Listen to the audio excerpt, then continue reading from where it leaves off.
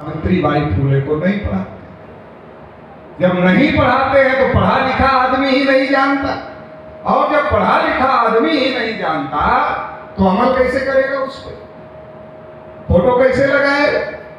तो इसलिए भारत में दो प्रकार की एजुकेशन की जरूरत है, एक एकेडमिक एजुकेशन और एक सोशल एजुकेशन।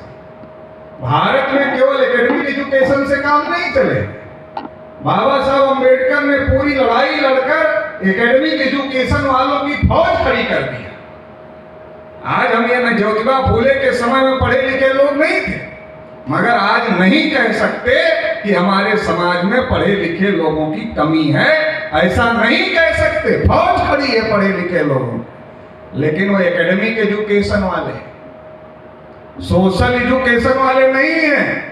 एकेडमिक एजुकेशन वाले हैं तो कोट टाई लगा करके गुलामी कर रहे हैं। उनको सामाजिक क्रांति, सामाजिक परिवर्तन से कोई मतलब नहीं है।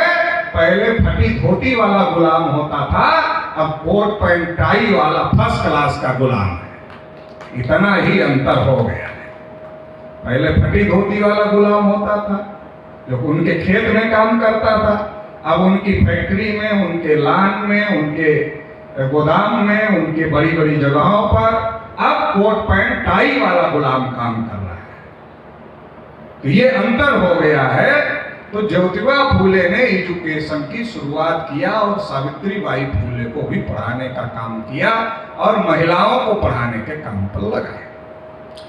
जब सावित्रीबाई फूले पढ़ाना शुरू किया तो अपने ही समाज के लोग उनके ऊपर कीचड़ और गोबर फेंकने का काम करते थे, क्योंकि जब आप परिवर्तन की बात करोगे तो जो परंपरावादी समाज है वो समाज आपका विरोध करेगा, आपको गालियां देगा। मुझे भी यूट्यूब पर बहुत सारी गालियां मिलती हैं, तो देते रहो, हमें जो अपना काम है हम करते रहते हैं। तो बहुत सारी गालियां मिले तो अपनी ही समाज की महिलाएं कहती थी कि धर्म भ्रष्ट करने आ गई, कीचड़ गोबर फेंकने का काम करती थी। इसके बावजूद भी ज्योतिबा फूले इतना मनोबल बढ़ाते थे माता सावित्रीबाई फूले का, वो पीछे नहीं हटी। वो पीछे नहीं हटी तो ब्राह्मण लोग ज्योतिबा फूले के घर चले गए और उनके पिताजी को कहा कि आपका जो बेटा है ये तो धर्म के खिलाफ काम कर रहा है, धर्म के अनुसार महिलाओं और शूद्रों को नहीं पढ़ाना चाहिए, ये दोनों को पढ़ाने का काम कर रहे हैं। इससे तो आपको भी पाप लगेगा, क्योंकि आपके घर में रहता है आपका बेटा, तो आपको पाप लगेगा। ज्योतिबा फूले के पिताजी ब्राह्मण की बात समझ गए, और समझ गए इसलिए ज्योतिबा फूले को कहा कि या तो अगर इस काम को जो आप कर रहे हो इसको बंद कर दो, अगर घर में रहना चाहते हो तो ये काम बंद कर दो, और नहीं तो हमारा घर छोड़ दो। कितना संकट खड़ा हो, आदमी छोटी छोटी बात के लिए सरेंडर हो जाता है। ज्योतिबा फूले के सामने कितना बड़ा संकट खड़ा हो गया। पिताजी ने कहा घर में रहना है तो रहो, तो ये काम बंद कर दो, और ये काम करना चाहते हो तो घर छोड़ दो। तो ज्योतिबा फूले, माता सावित्रीबाई फूले दोनों लोग घर छोड़ के निकल पड़े तो पूरे गांव वाले तमाशा देख रहे थे, कोई पूछ नहीं रहा था कहां जाओ। तो जब गांव के बाहर निकले तो उस्मान शेख दिखे कि ज्योतिबा फूले और सावित्रीबाई फूले जा रहे हैं। कहां जा रहे हैं? पूछा कहां जा रहे हो? कहा पता नहीं कहां जा रहे हैं, अभी तो घर से निकाल दिए गए हैं, कहां जाएंगे कुछ पता नहीं। तो उस्मान शेख ने कहा कि आप हमारे घर में ही स्कूल चला। तो जब ज्योतिबा फूले और माता सावित्रीबाई फूले को घर से निकाला गया तो उस्मान शेख ने उन्हें रहने के लिए, स्कूल चलाने के लिए केवल जगह ही नहीं दिया, बल्कि उनकी जो बहन थी फातिमा शेख, उनको भी ज्योतिबा फूले के स्कूल में पढ़ाने के काम पर लगाने का काम कर दिया। अब अगर ये इतिहास हम लोगों को पता हो जाए तो जो लोग हिंदू मुसलमान के नाम पर लड़ाई लगा करके अपना उल्लू सीधा कर रहे हैं, उनका उल्लू सीधा नहीं होने देंगे हम लोग।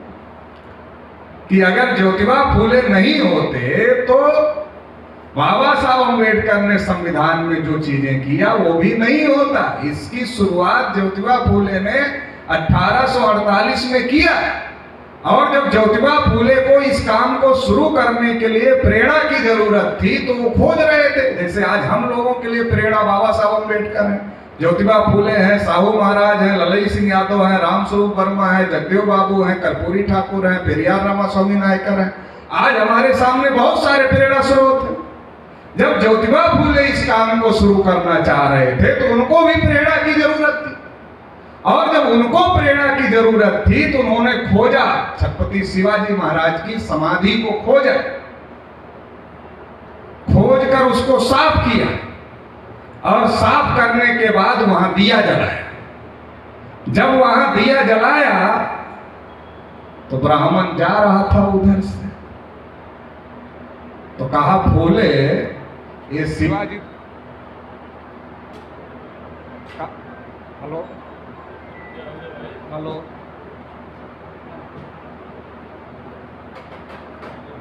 हेलो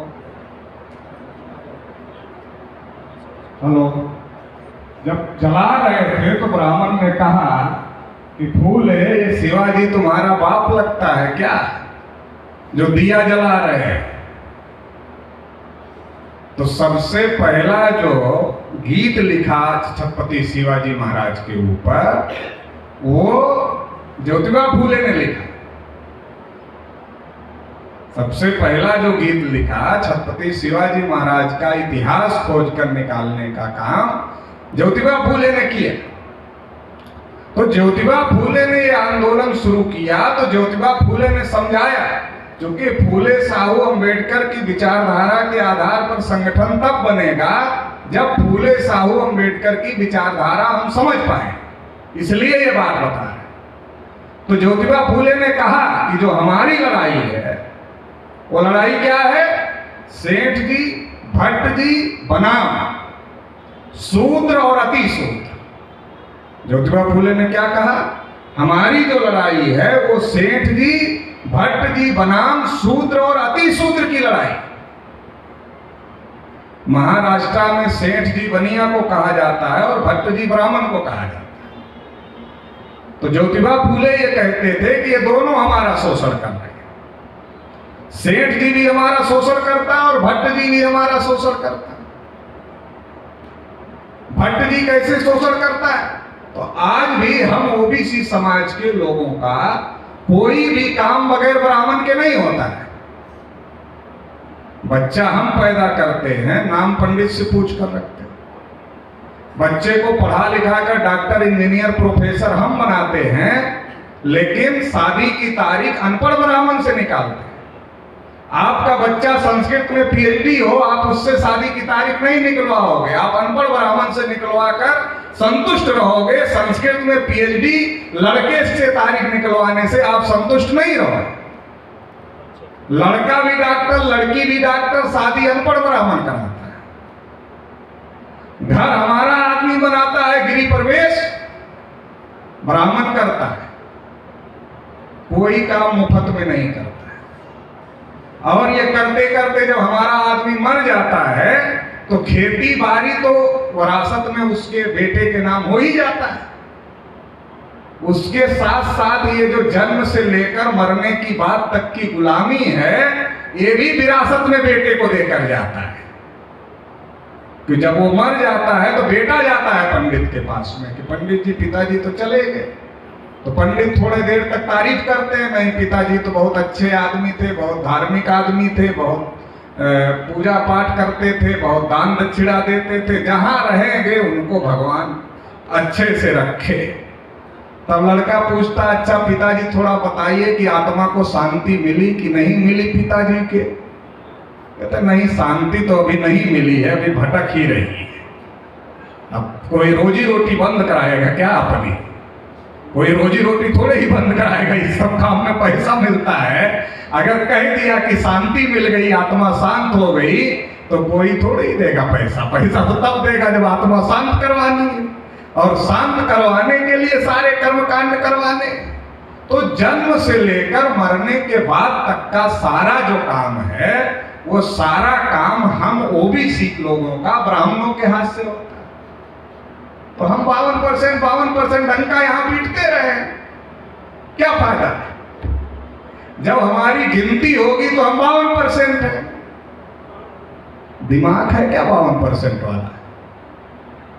तो मशीन की बटन वोट डालते समय हाथ दबाता है, दिमाग दबाता है।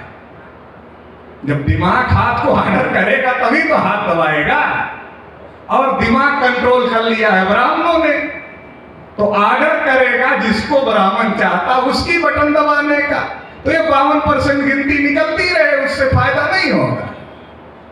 हम लोग ईवीएम के खिलाफ बहुत लंबे समय से लड़ाई लड़ रहे हैं।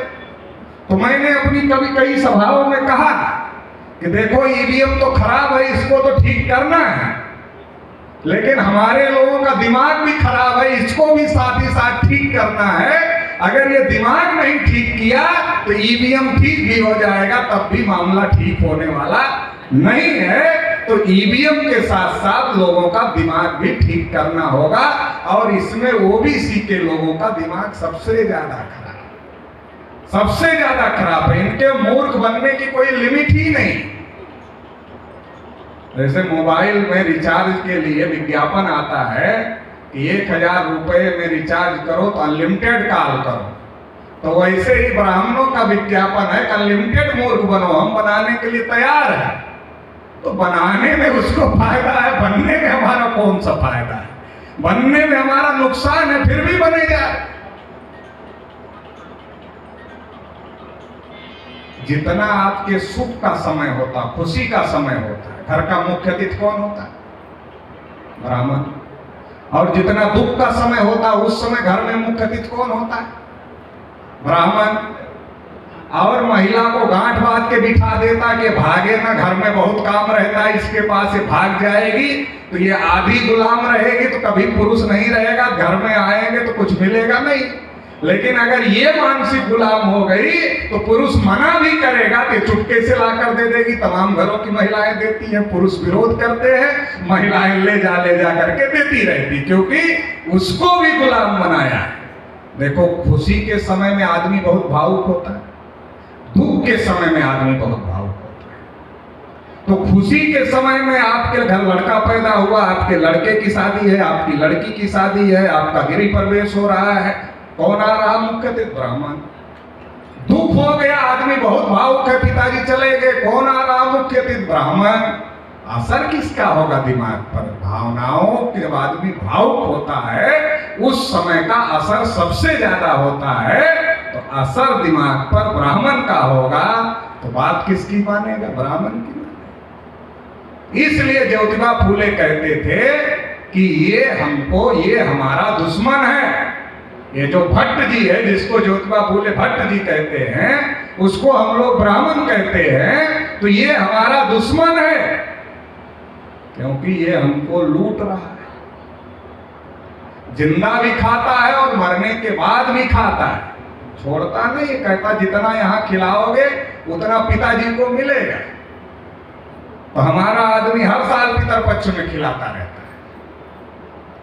तो एक तो इसको कहा ये दुश्मन है, और क्या कहा जैसे बाल काटना नाई का धर्म नहीं है, धंधा है, वैसे कर्मकांड करना ब्राह्मण का धर्म नहीं है, धंधा है। लेकिन हम लोग धंधा को धर्म मानते हैं, उसका धंधा है, धर्म नहीं है। ज्योतिबा फूले ने मुकदमा लड़ा, क्योंकि जब ज्योतिबा फूले ने कहा अपना काम खुद कर लेंगे, शादी विवाह से लेकर मरने जीने से लेकर, तुम्हारी जरूरत नहीं, ब्राह्मण लोग कोर्ट चले गए कि हमारा ही अधिकार है।